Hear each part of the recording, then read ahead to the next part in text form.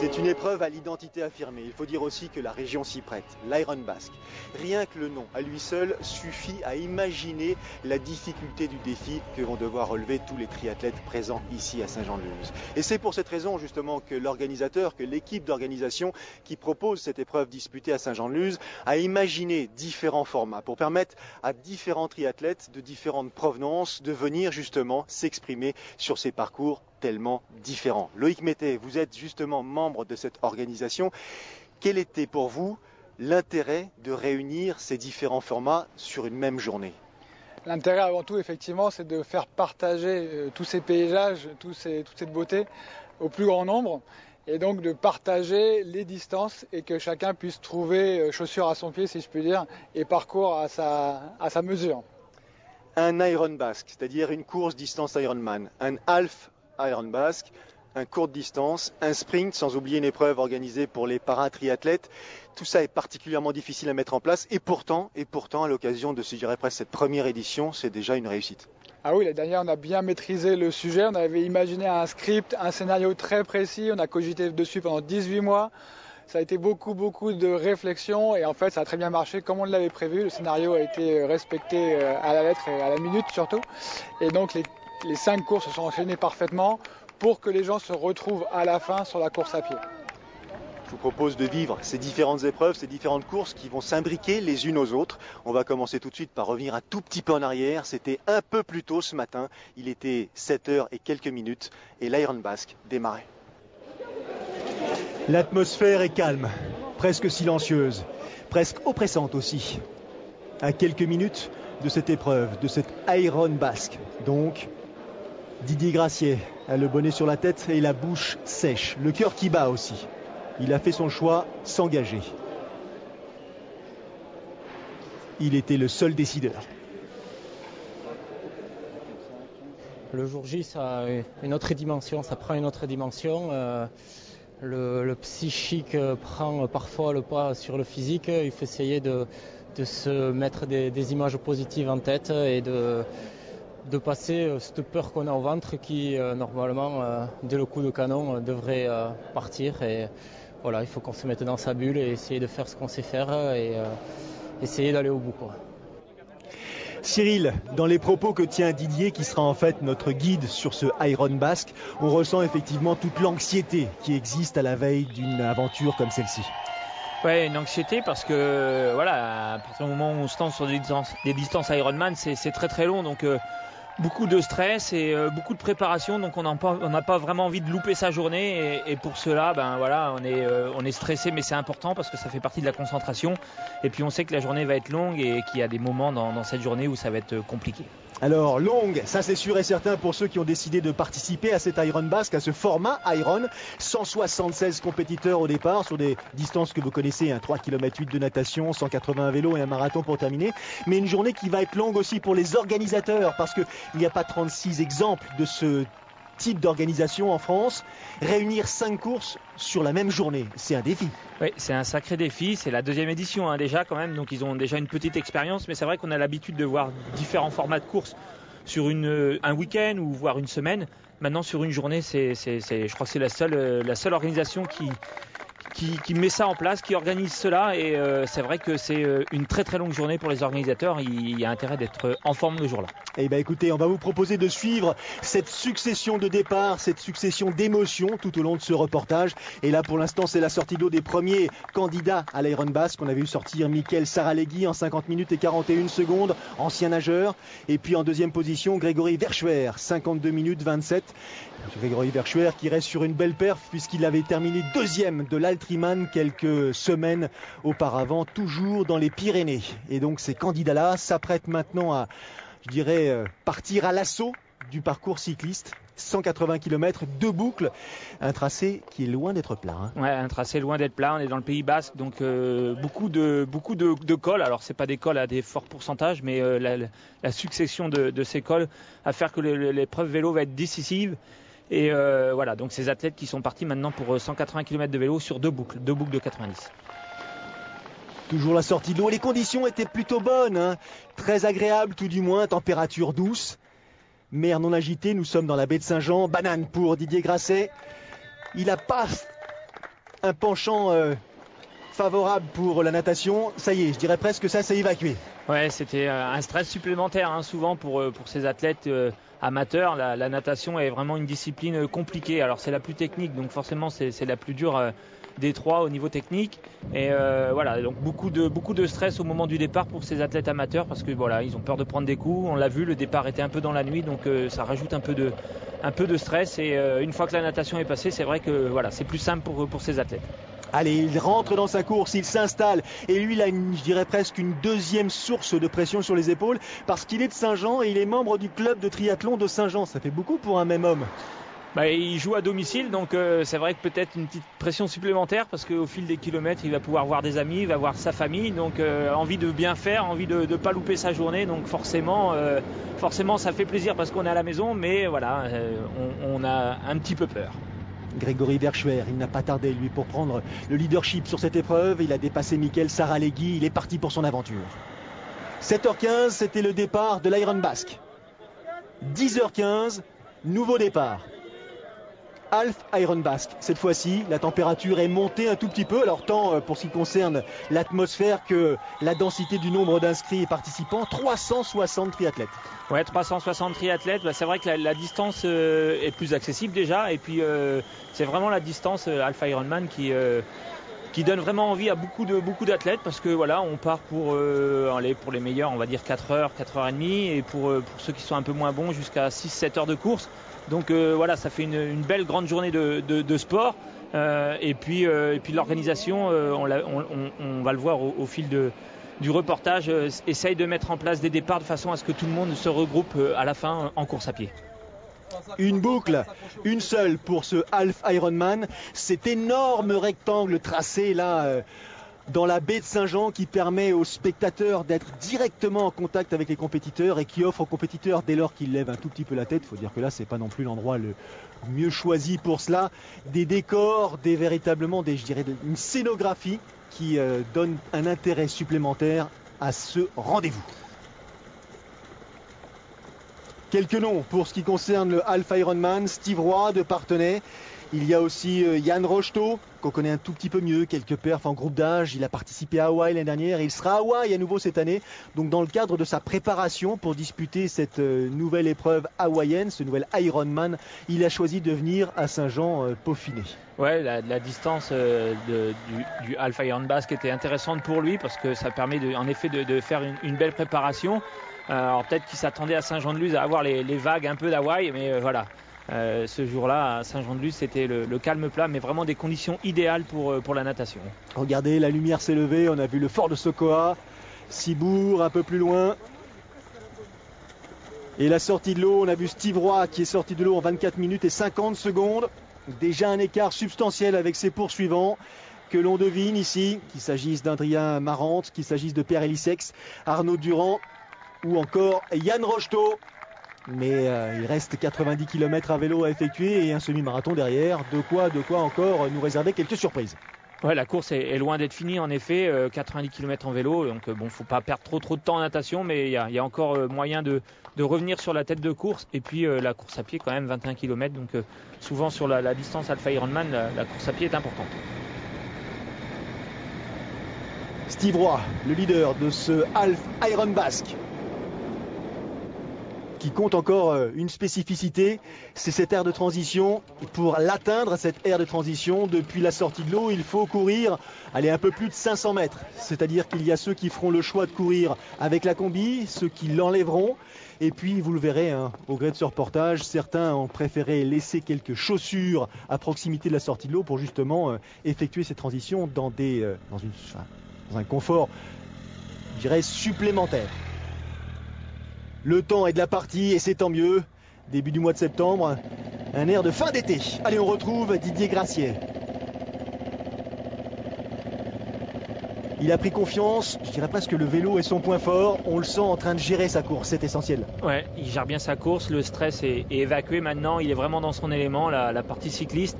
Voilà, donc on le sent beaucoup plus serein, beaucoup plus à l'aise et voilà, il a envie de donner le maximum sur ce parcours. Maintenant, il faut être vigilant parce que il y a quand même 180 km à vélo, donc il faut vraiment bien gérer son effort, bien gérer son alimentation. Alors on est passé par Saint-Pé-sur-Nivelle, par Sarre, par Enoa, par Espelette, par Oustaritz, par Arkang, enfin bref, des villages dont le nom fait rêver. Une route absolument magique qui réserve bien sûr des difficultés, pour l'instant pas suffisantes pour contrarier la progression de Steve Roy, même si derrière, attention, Yann Rocheteau, sorti de l'eau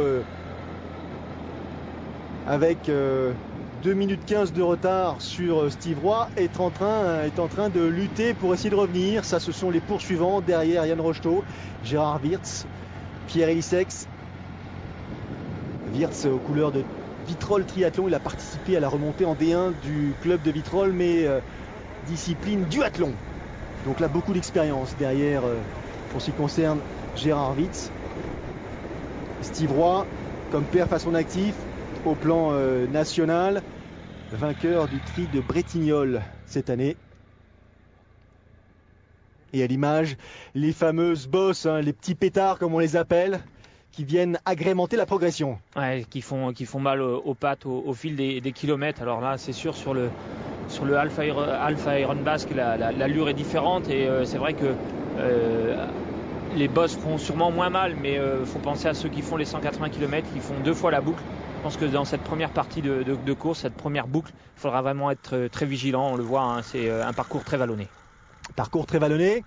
Là, à hauteur de la forêt d'Oustaritz, avec un modèle de vélo, je dirais radicalement, non pas inapproprié, mais en tout cas en opposition avec le profil du parcours. Bah, c'est sûr que là, les vélos de type contre-la-montre, sur un parcours comme ça, faut vraiment avoir l'habitude de son vélo, faut vraiment bien le mener, parce que on le voit, hein, c'est un parcours vallonné, donc il est préférable d'avoir un vélo qui est un peu plus maniable.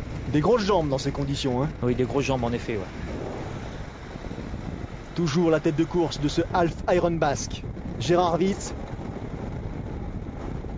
à la lutte avec Pierre Elissex pour essayer de revenir sur les 2 premiers, en l'occurrence Steve Roy et Yann Rocheteau.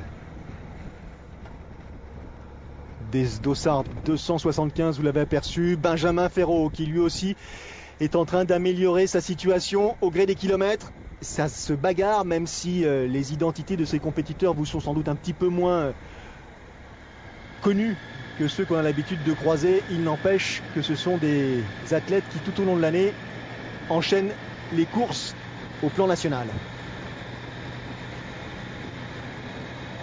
5 épreuves au total, on a insisté, hein. On ne va pas les énoncer encore une fois. Cyril, vous en tant qu'organisateur, ça vous paraît être un challenge insurmontable, un challenge local? Insurmontable, je ne sais pas, mais il faut être sacrément bien organisé, surtout qu'on l'a entendu, hein, dans les bouches de l'organisateur. L'objectif, c'est que tout le monde se retrouve à la fin sur le même parcours course à pied, donc il faut bien identifier les coureurs, donc il faut avoir des dossards sûrement de couleurs différentes. On l'a vu en natation, des bonnets de couleurs différentes de façon à ce que les athlètes ne se trompent pas de vague. Donc voilà, c'est une organisation qui est assez lourde à mettre en place. C'est un défi, donc j'imagine que l'équipe entière d'organisation ont sûrement au fil de l'année des moments difficiles, mais je pense qu'il y a des moments de joie dans l'organisation, parce que chacun amène un peu la pierre à l'édifice, et voilà, au final ça fait qu'on a une belle organisation, et pour le public comme ça, avoir 5 courses différentes tout au long de la journée, je pense que c'est très intéressant.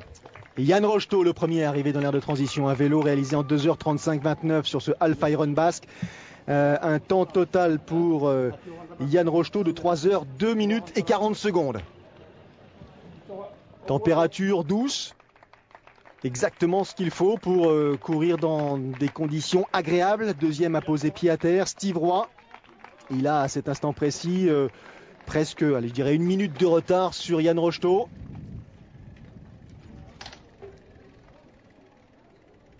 On pose le vélo dans les règles de l'art, car tous les arbitres sont effectivement autour.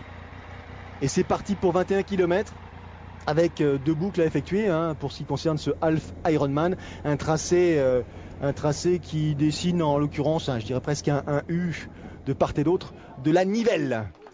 Allez, le troisième, Gérard Wirtz, 3h 4 minutes. Un petit peu moins de 2 minutes de retard sur la tête de course. C'est loin d'être écrit, c'est loin d'être fait. Dans le gymnase, en l'occurrence là de Saint-Jean-de-Luz. Il y a ceux qui ont pu, compte tenu du numéro de leur dossard, bénéficier d'une place à l'abri et ceux qui sont en extérieur. Il faut que le temps se maintienne, hein.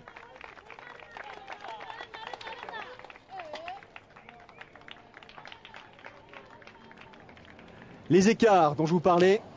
4e Elisex, Benjamin Ferraud est là. Rien qui, pour l'instant, ne soit suffisamment indicatif pour garantir la victoire ou la place de tel ou tel. Attention quand même à celui-ci. Fred Luro, il a réalisé le meilleur temps à vélo, 2h31-23, et il a plutôt l'habitude de finir fort à pied. Il a rapidement, là, en quelques foulées, je dirais presque, saisi l'opportunité pour revenir sur Benjamin Ferraud, qu'on suit à l'image, désormais en 3e position, devant Yann Rocheteau, qui est arrivé depuis quelques heures à Hawaï pour disputer l'édition 2013, sans son vélo, petit retard à l'arrivée, mais bon, tout ça va s'arranger, nul doute. Et Yann Rocheteau, lui, continue sa progression. L'année dernière, il avait terminé 100e à Hawaï, catégorie groupe d'âge 30-34 ans. Regardez la foulée de Fred Luro. Quand je vous disais que c'était sans doute son point fort, je ne vous ai pas menti. Une belle allure, hein, qui peut lui permettre de revenir comme ça sur le podium.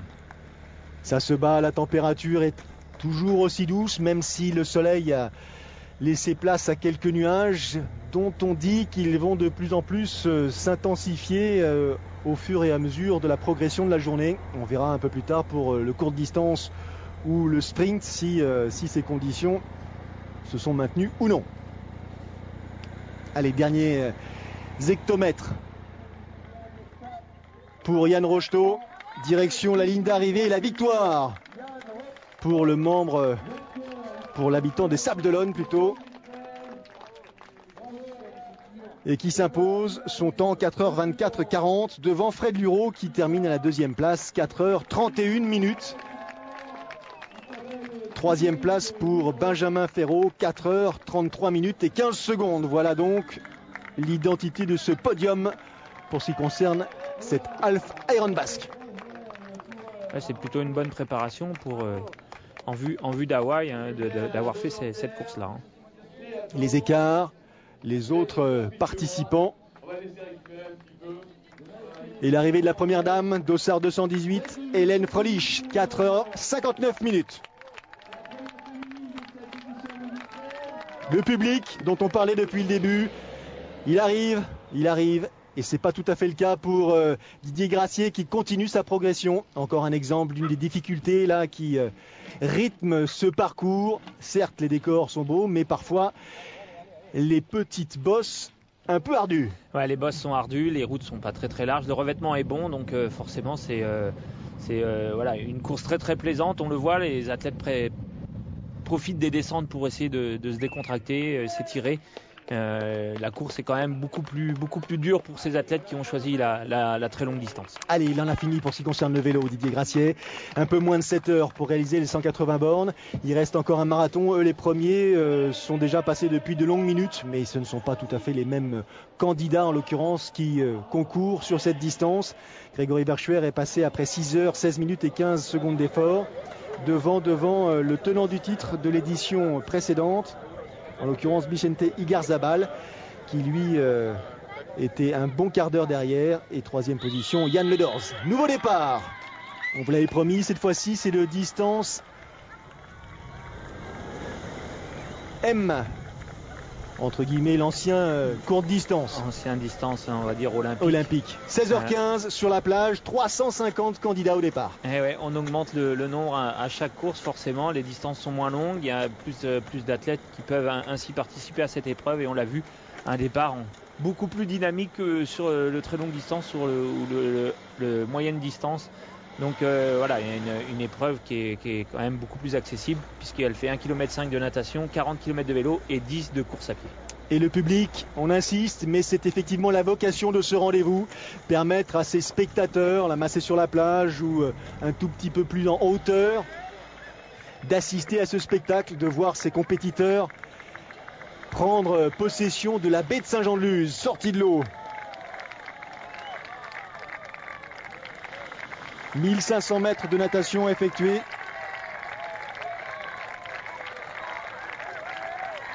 Et les premiers compétiteurs, le sourire sur les lèvres, demi-tour et c'est reparti pour un tour entre guillemets.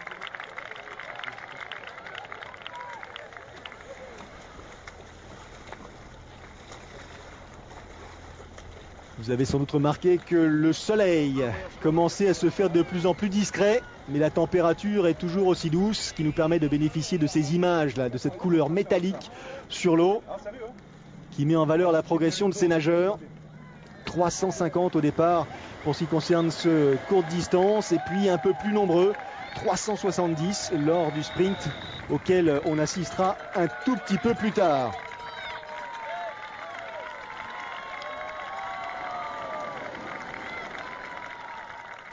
Les premiers nageurs sortent de l'eau en un peu moins de 28 minutes. Et on retrouve Didier Gracier dans son marathon, cette fois-ci 4 allers-retours, 4 boucles à effectuer. Il a le sourire, c'est plutôt bon signe.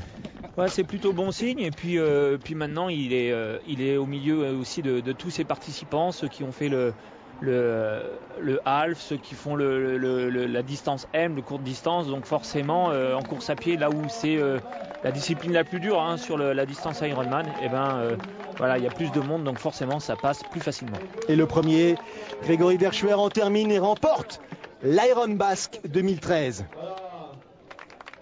Deuxième position pour Yann Ledors, qui a finalement pris le meilleur sur Vicente Igarzabal dans les derniers hectomètres de cette course. 9h30 réalisé par Grégory Verschuer. Les écarts, 21 minutes de retard pour Ledors, un peu plus pour Igarzabal. Le parcours est assez difficile, il est roulant et à la fois il est très très cassant. Il y a des bonnes petites bosses qui cassent bien le rythme, et à la longue ça commence à assez usant, très usant, et c'est vrai que sur la fin ça commence à tétaniser un peu. Donc faut savoir monter souple, gérer ces parties-là, bien se ravitailler et puis mentalement essayer de ne pas craquer. 9h30 minutes et un peu plus pour Grégory Verschuer, ça donne une idée franchement de la difficulté du parcours. Ouais, la difficulté surtout en vélo, on l'a vu avec beaucoup de bosses, et voilà, des petites bosses qui à la fin du parcours, même bien avant la fin, font vraiment mal. Allez, départ, le énième, je dirais presque, le 5e départ de la journée, cette fois-ci pour un format sprint. Un peu plus d'inscrits au départ, et c'est normal, c'est plus accessible. Cyril, c'est pour ceux qui veulent, je dirais, se donner confiance et arriver dans cet univers pour ensuite peut-être un peu plus tard durcir la compétition. 370 compétiteurs, et je vous parlais, la fameuse avenue rue de la Pompe, entre guillemets, mais c'est donc avenue de l'Infante, qui pour l'occasion est transformée. Regardez les compétiteurs qui préfèrent pour certains poser les chaussures et effectuer cette transition dans un confort relatif. Allez, la fin du distance M, ça s'enchaîne et c'est le but de l'opération. L'arrivée du vainqueur, Martin Liebeck. Temps total 2h18 minutes et 59 secondes. Toujours Didier Gracier. Il n'en a pas terminé, mais c'est malgré tout bientôt fini. Allez, encore une longue ligne droite qui paraît tellement brève à cet instant. Et ce sera acquis, ce sera fait. Attention à la marche. Effectivement, petit podium pour surélever l'arrivée. Il était dans sa course et surtout dans son arrivée, Didier. C'est mon premier longue distance, mon premier Iron. Et oui, voilà, toutes les incertitudes qui créent du stress, qui vous empêchent de dormir et qui vous modifient le métabolisme. Vous commencez à ressentir des crampes et il faut gérer le vélo. Voilà. Et le vélo est compliqué, c'est vrai que c'est vallonné. La course à pied, c'est sympa, cette boucle, on voit tout le temps du monde, c'est très sympa. Satisfait, un peu moins de 12 heures, super. L'arrivée du sprint remportée par Morgan Aubert. Belle édition que cette Iron Basque 2013. Le sourire sur les visages des compétiteurs, sur ceux des spectateurs. Bilan positif. On vous avait promis du mouvement, du rythme, de la densité, du suspense. Je crois que vous avez été gâtés et vous avez pu le vérifier. L'Iron Basque a pris possession de Saint-Jean-de-Luz et ses environs pendant toute cette journée. Et quelle journée! Elle a commencé dès 7h du matin pour la première des épreuves et elle va s'étirer jusqu'à minuit, même au-delà de minuit pour les derniers arrivants qui vont franchir cette ligne d'arrivée. 5 épreuves pendant la même journée pour justement permettre à tout le monde de trouver son format, au public d'être présent. C'était la promesse, c'était effectivement l'ambition de cette Iron Basque. Mission accomplie, vivement l'an prochain pour la 3e édition justement de cette Iron Basque de Saint-Jean-de-Luz.